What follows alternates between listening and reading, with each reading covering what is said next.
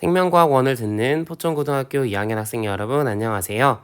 선생님은 2학년 1반부터 6반까지 이동반 수업을 가르치고 있는 이승엽 선생님입니다. 자, 이번 주부터는 선생님과 그리고 슬아쌤이 번갈아 가면서 온라인 수업 영상 올릴 건데요. 먼저 8월 5주차 1차시는 선생님하고 배워보도록 하겠습니다. 오늘 수업은 60쪽과 61쪽을 나갈 테니 학습지를 미리 준비해 주시면 감사하겠습니다. 자, 얘들아, 우리 지난 시간까지는 1학기 때 배웠던 내용을 사실은 복습하는 시간이었고요. 오늘부터 2학기 본격적으로 진도를 나간다고 생각하시면 될 것 같습니다. 자, 그 시작은 항상성 조절부터인데요. 우리가 앞에서 배웠던 내분비계, 호르몬들을 배웠죠. 자, 그리고 그 앞에 배웠던 우리 신경계, 특히 자율신경계를 좀 떠올려 주시면 좋을 것 같아요. 그래서 이 내분비계와 자율신경계들이 어떻게 우리 몸의 항상성을 위해서 작용을 하는지를 한번 배워보도록 하겠습니다. 자, 여러분 학습지 보시면 이런 내용이 적혀 있네요. 자, 우리 몸속 항상성 조절의 최고 중추는 간내의 어디이다 라고 여러 번 배워오셨나요? 맞아요. 간내의 시상하부예요. 이 간내의 시상하부가 항상성 조절의 최고 중추라고 보시면 될 것 같아요. 쉽게 말하면 얘들아, 이 간내 시상하부 우리는 뭐라고 생각하냐면 맞아요. 컨트롤 타워라고 생각하면 돼요. 여기서 모든 것을 통제한다 라고 보시면 되겠습니다. 자, 이 컨트롤 타워인 시상하부는요, 혈당량, 그리고 체온, 삼투압 등의 우리 몸속의 변화를 감지해서요, 이제 적절한 반응 명령을 이것들을 통해서 내리는데 그 결과 우리는 체내 상태를 일정하게 유지할 수 있게 돼요. 그러면 대체 무엇을 통해서 반응 명령을 내리느냐라고 하면 아까 선생님이 얘기했던 두 가지가 힌트가 될 것 같아요. 자, 신경계 중에서는 어떤 신경계를 떠올려 봐라? 맞아요. 자율신경계를 좀 떠올려 보시면 되겠고요. 그리고 우리 호르몬들이 속해 있는 보다는 호르몬을 생성하는 이 내분비샘들이 그룹을 이루면 뭐라고 합니까? 그렇죠. 우리 내분비계라고 하죠. 얘네들이 결국은 정보를 전달하는 역할을 보시면 되겠습니다. 즉, 우리 몸의 항상성을 유지하기 위해서 모든 것을 통제하고 명령을 내리는 곳은 어디다? 맞아요. 간내의 시상하부고요. 이 간내의 시상하부가 내린 명령을 전달하는 곳은 누구다? 자율신경계와 내분비계다라고 보시면 될 것 같아요. 자, 여러분들 잊지는 않았을 것 같은데 한번 정리는 하고 넘어갈게요. 여러분들 자율신경계 하면 두 개가 떠올려야 되는데 무엇과 무엇인가요? 그렇죠. 대답하고 있는 친구들 있네요. 자, 교감신경과 맞아요. 부교감신경이 되겠습니다. 자, 이러한 항상성 조절, 그 중에서 우리가 오늘은 선생님과 함께 혈당량 조절을 배울 거예요. 그러면 우리 몸속에 있는 혈당량, 바로 혈액 속의 포도당 양은 어떻게 조절되는지 지금부터 한번 보도록 하겠습니다.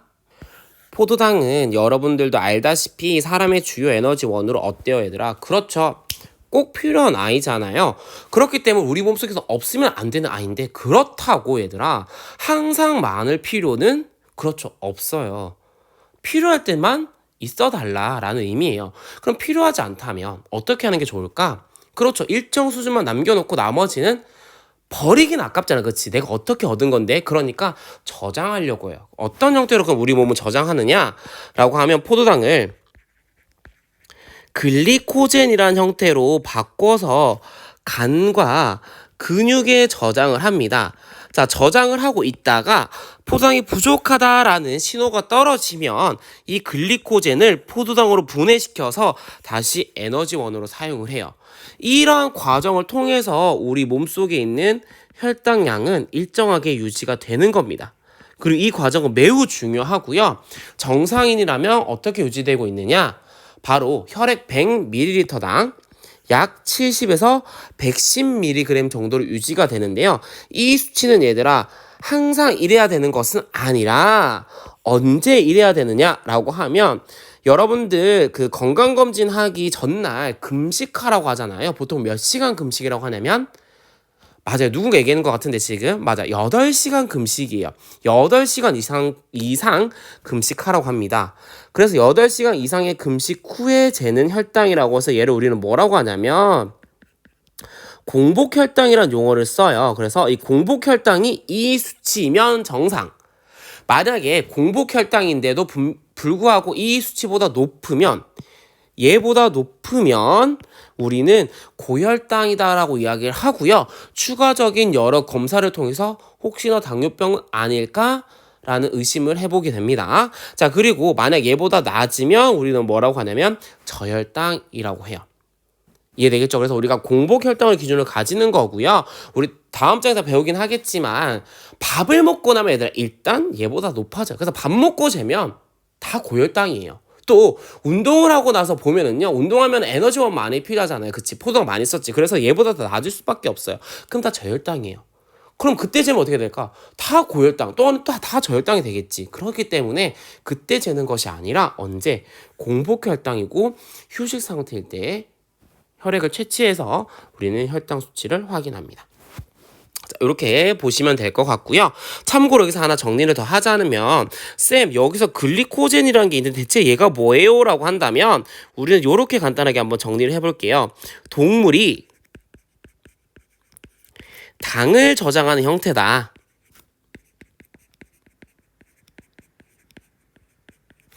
다는 형태다라고 좀 생각을 해주시면 되겠고, 그럼 왜 동물은 글리코젠이란 I 형태로 저장을 할까라는 걸 쌤이 한번 생각을 해봤는데 이렇지 않을까 싶어요. 한번 여러분도 쌤 의견이 맞는지 한번 생각해 보세요. 만약에 여러분들에게 1,000만 원이 주어집니다. 그럼 이 1,000만 원을 여러분들은 보관할 때 100원짜리 동전으로 보관하겠어요? 아니면 5만 원권짜리 지폐로 보관하겠어요? 그쵸. 지금 전원이 얘기했을 텐데 일단 첫 번째는 쌤 일단 1,000만 원 주고 얘기하세요라는 친구들 있겠지만 네, 그거는 선생님 해줄 수 없으니까 자 넘어가고요. 만약 그렇다면 있다고 한다면 어떻게 될까? 그렇지. 5만 원권 지폐로 보관하는 게 좋을 거예요. 왜 여러분들 그렇게 생각해요? 일단 같은 양에 불구하고 부피가 적죠? 보관이 편하다라는 뜻이에요. 나는 쌤은 그래서 이렇게 생각해요. 포도당을 나는 동전이라고 생각을 하는 거예요. 얘가 동전이지 않을까? 얘가 뭐냐면 지폐지 않을까? 이렇게 생각을 해요. 그러면 저장을 하는 데서는 뭐가 더 유리하니까? 그렇지. 지폐가 더 유용하니까 유리하니까 글리코젠을 아이로 바꿨다가 쓸 때를 생각해보면 얘들아 생각해봐. 쓸 때 생각하면 이러겠지. 쌤 5만 원권짜리 쓰면 편한데? 근데 얘들 5만 원권 나 한 장 들고 있었는데 쓰고 나면은 예를 들면 500원짜리 하나 쓰면 어떻게 돼요? 그렇지 않아요? 잔돈이 어마무시하게 많아요. 근데 내가 쓸 때 5만 원권을 바꿔서 100원짜리 쓰고 남으면은 별로 생각할 필요 없어요. 그냥 딱 바꿔놓고 필요한 만큼 썼다가 나머지는 빼놓으면 되는 거잖아요. 그러니까 쓰기는 더 편하다라는 거. 뭐가? 포도당 형태가. 그래서 쓸 때는 포도당의 형태, 그리고 저장할 때는 글리코젠의 형태로 하지 않을까라는 선생님의 추론입니다. 그래서 여러분도 한번 이렇게 생각을 하시면 좀 정리가 쉬울 것 같아요. 그러면 지금부터는 이러한 혈당량 조절이 구체적으로 어떻게 되는지 한번 보도록 하겠습니다. 자, 여러분들 보시면 아래 그림이 아마 없을 거예요. 선생님이 마음에 드는 그림이 없어서 나중에 찾으며 넣으려고 하다가 너무나 찾아도 없어가지고 쌤이 그냥 그렸어요. 그래서 요거 우리 영상 게시글에 보면은 파일로 첨부판 올려놨으니까 요거 출력해서 붙이시면 좋을 것 같아요. 자, 그래서 요 그림을 같이 보면서 해보도록 하겠습니다. 혹시나 얘들아 출력이 어려우면 똑같이 그려주시면 더 좋겠죠. 쌤은 그려보는 게 더 좋다고 생각을 하는 사람입니다. 그래서 한번 그려보는 것도 좋을 것 같아요. 자, 먼저 한번 보도록 할게요. 자, 첫 번째는 얘들아 고혈당입니다.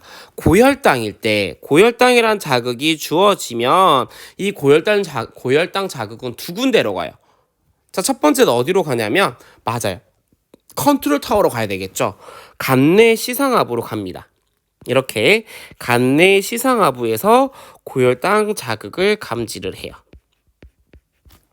그럼 어떻게 하느냐? 시상하부에서 뭐 하라고 해야 돼? 혈당이 높으니까 혈당을 어떻게 낮춰라 라고 이렇게 명령을 줘요. 낮춰라 라고 명령을 줍니다. 그럼 이때 명령은 무엇을 타고 가느냐? 쌤 위에서 얘기했지 얘들아. 자, 항상성 조절할 때 명령을 전달하는 법은 두 가지가 있다. 신경계 타고 가거나 호르몬 타고 가거나. 자, 간내 시상하부에서 직접적으로 가는 곳은 어디냐? 무엇을 타고 이동하느냐? 바로 부교감 신경이 미칩니다. 부교감 신경이 명령을 전달해요. 바로 어디로 가느냐? 그렇죠. 혈당량 조절의 가장 중요한 그곳, 이자가 되겠습니다. 이자에 명령을 전달하는데 이자에는 두 가지 세포가 있어요. 알파 세포와 베타 세포가 있는데요. 그 중에서도 무엇이냐라고 하면 베타 세포로 명령이 전달됩니다. 그럼 이 베타 세포에서는 어떤 아이가 분비가 되냐면 인슐린이라는 호르몬이 분비가 되고요. 이 인슐린이라는 호르몬은요. 여기 빨갛게 보이는 이 아이가 누굴까요? 그렇죠. 간이에요. 자, 간에 가서 포도당이 자, 혈당을 낮춰야 되잖아요, 얘들아. 그러니까 포도당이 어떤 형태로 그렇지. 저장 형태인 글리코젠으로 합성되도록 명령을 전달합니다. 명령을 전달하고요. 또 하나는 혈액에서 세포로 포도당이 흡수되는 것을 촉진합니다. 이렇게 해요. 그럼 어떻게 될까요, 얘들아? 혈당이 그렇죠, 낮아지겠죠. 왜?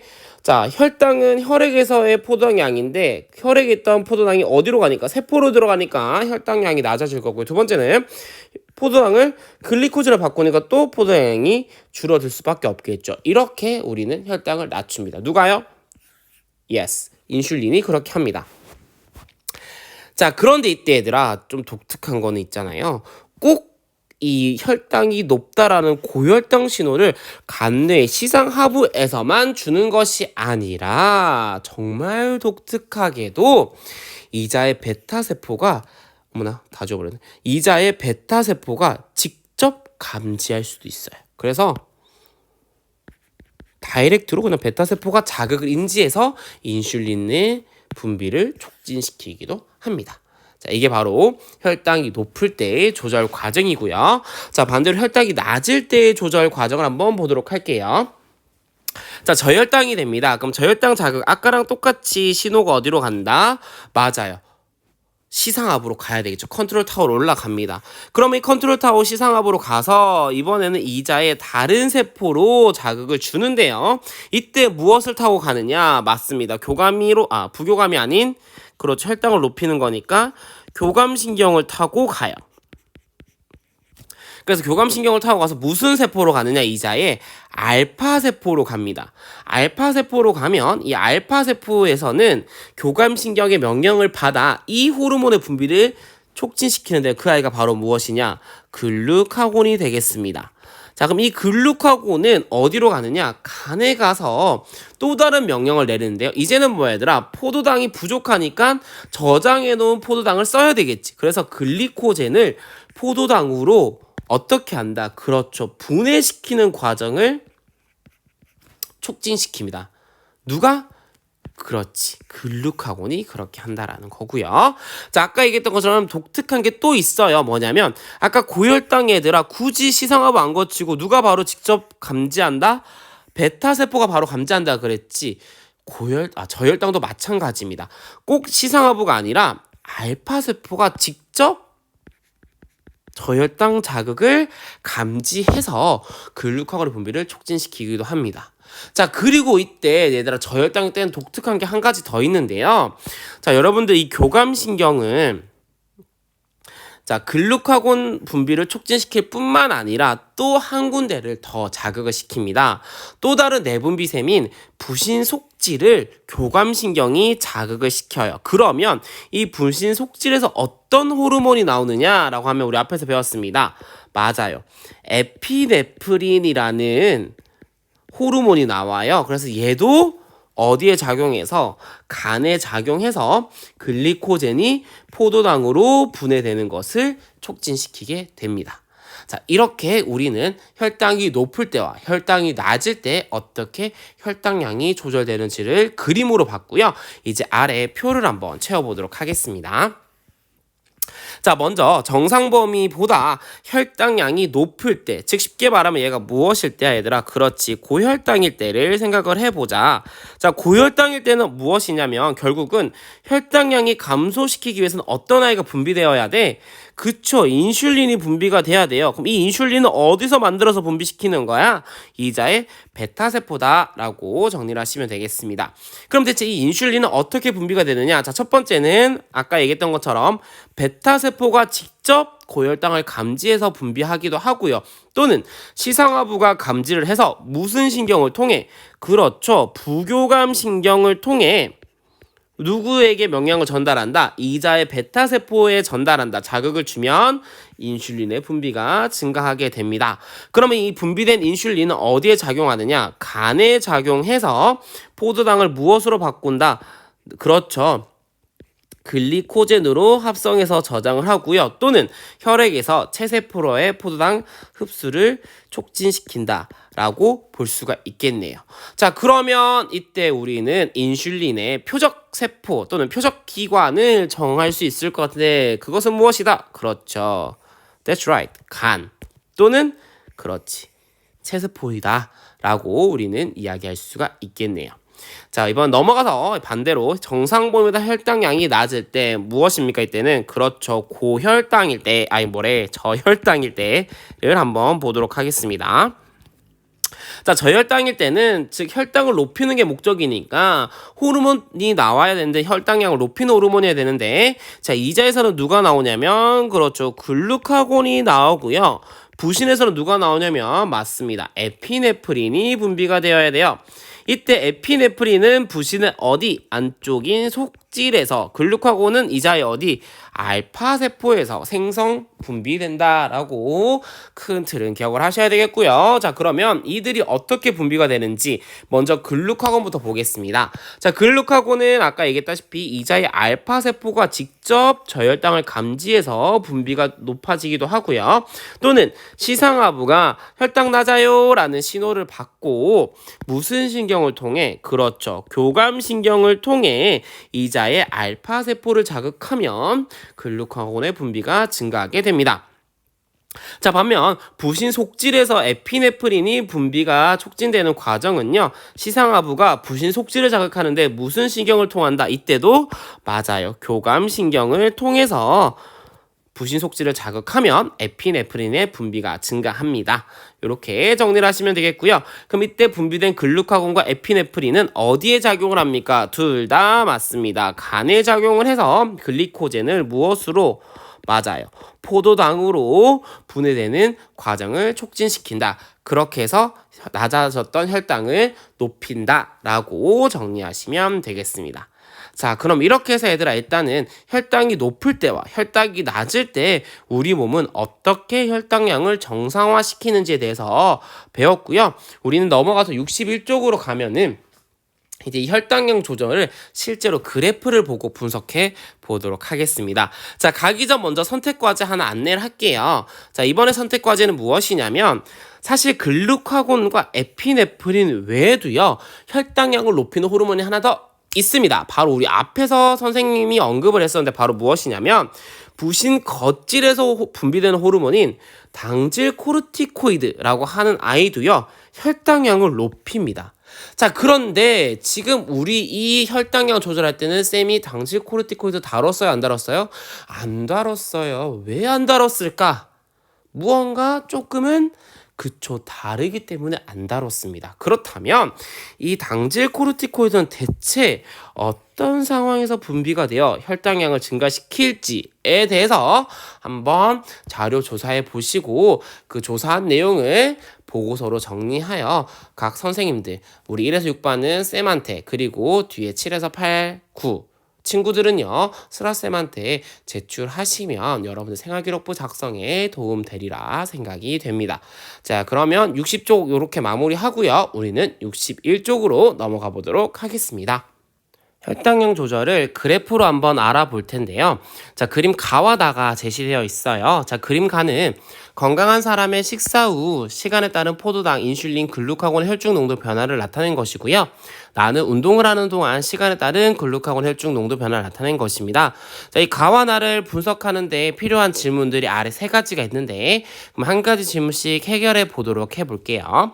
자, 먼저 첫 번째 질문이네요. 자, 가에서 식사를 한 후에 혈당량 변화에 따라 인슐린과 글루카곤 혈중 농도는 어떻게 변합니까? 라고 적혀 있네요. 자, 그러면 식사 후 어떻게 되는지 한번 보도록 합시다. 자, 여기 점선을 이렇게 딱 그어져 있네요. 자, 식사한 이후에 혈당량을 봤더니 자, 혈액 속의 포도당의 농도가 점점점 어떻게 됩니까? 증가하고 있네요. 자, 그러면은 식사 후 혈당량이 증가한다. 그럼 이때 혈당량은 증가하고요. 그럼 증가함에 따라서 인슐린은 어떻게 되는지 봤더니 인슐린은 그런데 똑같이 증가한다. 인슐린의 농도도 증가한다. 자, 반면에 글루카곤의 농도는 어떻게 됩니까? 그렇죠. 떨어지네요. 인슐린은 증가하는 반면 글루카곤은 줄어든다. 이렇게 정리할 수 있겠네요. 자, 그러면 뭐 특별한 거 없네요. 자, 혈당 왜 증가하느냐? 자, 얘들아, 혈당 왜 증가해요? 밥 먹고 나면? 그렇지, 밥 먹고 나면은 탄수화물이 뭘로? 그렇죠, 포도당으로 소화되잖아요. 포도당으로 소화시키잖아. 그럼 이 소화된 포도당이 당연히 흡수되겠죠. 어디로? 혈액 속으로. 혈액으로 흡수가 되니까 당연히 혈당량은 어떻게 된다? 높아진다. 높아진다. 그리고 이 높아지니까 어떻게 되느냐? 인슐린은 증가하고 오히려 글루카곤은 감소한다. 이렇게 정리하면 되겠네요. 첫 번째 질문은요. 자, 그러면 두 번째 질문 보도록 하겠습니다. 자, 가를 토대로 인슐린과 글루카곤 혈당량에 미치는 영향을 유추해 설명을 해보자. 자, 얘들아 봐봐. 혈당량이 높을 때 이거는 자 지금 뭐냐면 인슐린과 글루카곤의 역할을 모른다라고 생각하고 접근해 보세요. 그럼 여러분들이 인슐린과 글루카곤 역할을 모르겠는데 혈당이 높을 때는 인슐린이 많아지더라. 근데 반면 혈당이 높을 때는 글루카곤은 낮아지더라. 그럼 얘들아 어떻게 유추해 볼 수 있을까?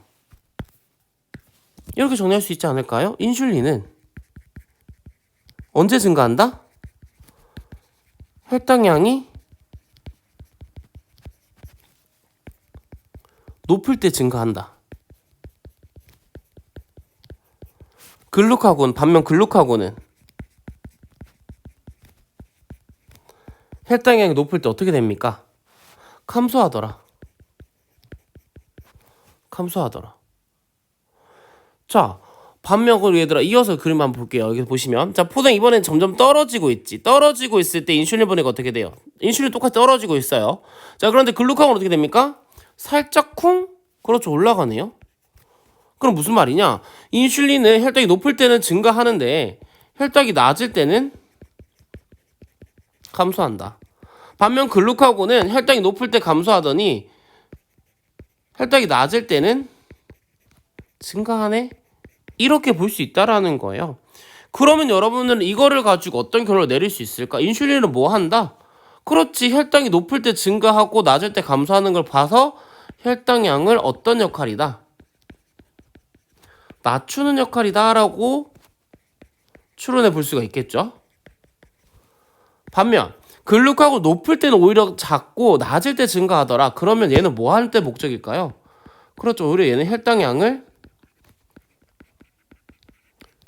높이는 역할이다라고 우리는 유추해 볼 수 있다라는 겁니다. 그러니까 실제로는 어떻게 보는 거야, 얘들아? 우리가 인슐린과 글루카곤이 무엇인지 먼저 배우고 왔잖아요. 그렇지만 그게 아니더라도 우리가 만약에 실험적으로 내가 포도당과 인슐린과 글루카곤의 어떤 수치 변화를 기록을 해놓은 것을 바탕으로도 우리는 뭘 할 수 있다? 분석할 수 있다. 이렇게 보시면 되겠습니다. 자, 마지막 질문 한번 해결해 볼게요. 자, 이번엔 나에 대한 질문이네요. 나를 보시면 자, 나에서 운동을 하면 글루카곤의 혈중 농도가 높아지는 까닭은 무엇인가? 자, 운동을 합니다. 그럼 왜 글루카곤 농도는 높아질까요? 자, 얘들아, 운동하면 뭐가 필요해? 운동은 뭐가 필요해? 그렇지, 에너지 필요하잖아요. 그쵸? 그럼 에너지 필요하니까 무엇이 활발해지겠어? 에너지 얻으려고 하는. 맞아요. 세포호흡이 활발해져요. 여기까지 이해돼요? 얘들 운동하면 에너지 필요하고 그 에너지 얻으려면 세포호흡 활발해야 되겠지. 그럼 세포호흡이 활발해진다라는 말은 세포호흡의 재료가 뭐예요? 산소 말고 그렇지 포도당이잖아. 그러니까 포도당이 어떻게 되겠어? 포도당의 소모가 많아질 거 아니에요. 세포호흡이 활발해진다라는 말은 포도당 소모가 많아진다. 그럼 포도당 소모가 많아지니까 당연히 혈중 포도당 농도가 어떻게 될 수밖에 없어? 감소할 수밖에 없지. 그럼 얘들 혈중 포도당 농도 세 글자 뭐야? 혈당량이잖아. 혈당량이 줄어들었어요. 그럼 어떻게 해야 돼? 혈당량을 높여야 하니까 뭐가 분비된다? 그렇지. 글루카곤이 분비가 된다. 글루카곤의 분비가 증가되어서 뭘 하게 됩니까? 혈당량을 증가시키고자 하는 거죠. 이거를 위해서 뭐가 된다? 글루카곤의 분비가 증가하게 됩니다. 뭐 했을 때? 운동을 하게 됐을 때. 자, 여기까지 정리가 되겠습니까? 자, 그러면 앞에 우리 했던 혈당량의 조절 과정, 높을 때와 낮을 때 어떻게 조절되는지 그림으로 이해하는 것. 플러스 61쪽에 그래프를 가지고 호르몬들의 역할을 유추해보는 것뿐만 아니라 주어진 상황, 식사했을 때 그리고 운동을 했을 때 혈당이 어떻게 조절되는지까지 여러분들 오늘 정리를 꼭 해주시기 바랍니다. 자, 그럼 마지막 개념 확인하기 풀어보면서 끝내보도록 할게요. 1번입니다. 인슐린은 혈당량을 낮추는 작용을, 글루카곤은 혈당량을 높이는 작용을 한다. OX. 그렇죠. O지요. 자, 2번. 혈당량이 정상 혈당량보다 낮을 때 이자에서 분비가 촉진되는 호르몬은 혈당이 낮네요. 저혈당입니다. 그럼 혈당 높이기 위해서. 그렇지. 글루카곤입니다. 자, 이제 알파세포에서는 누가? 글루카곤이. 베타에서는 누가? 그렇죠. 인슐린이 분비되어 혈당량을 조절하고요. 4번 간은 글루카곤의 표적기관이다. 맞죠. 표적기관입니다. 자, 인슐린은 간에서 글리코젠의 합성을 촉진한다. 맞나요? 그쵸. 혈당을 낮추기 위해서는 글루코겐 합성을 촉진하겠습니다. 자, 오늘 수업 여기까지 하도록 하고요. 수업 듣느라 고생 많으셨습니다. 선생님은 3차 시대 다시 나타날게요. 3투압 조절을 가지고 나타나도록 하겠습니다. 고생 많으셨고요. 우리는 3차 시대 만나요. 안녕. 우리가 음식을 먹고 체내 혈당이 높아지면 인슐린이 분비돼 몸의 조직과 장기에 이를 저장하게 된다. 그 중에서도 가장 많은 당을 보관하는 곳은 간, 그리고 근육이다. 근육이 많을수록 당을 저장할 창고가 커져 혈당 수치를 효과적으로 조절할 수 있다. 근육은 혈당 조절에 가장 큰 기여를 한다. 우리 몸은 근육량이 10% 증가할 때마다 인슐린 저항성은 14% 감소하고 당뇨 유병률은 23% 감소한다는 연구도 있다. 나이가 들수록 근육량이 없으면 몸의 대사 반응이 잘 안 돼요. 그러다 보면 인슐린 저항성이 잘 생기고 또 여러 가지 대사 반응이 안 되니까 당뇨병, 이상지질혈증, 심혈관 질환의 위험이 높아지고요. 또 근육량이 없으신 분은 쉽게 피로도 느끼고 또 만사가 귀찮아지고 또 이 힘이 없으니까 여러 가지 그 심리적인 문제가 많이 발생을 하거든요. 심한 경우는 불안 우울증으로도 발전합니다. 나이가 들수록 근감소증을 막기 위해서 매 끼니 생선, 고기, 달걀, 우유, 콩이나 두부 같은 단백질 섭취가 중요하다.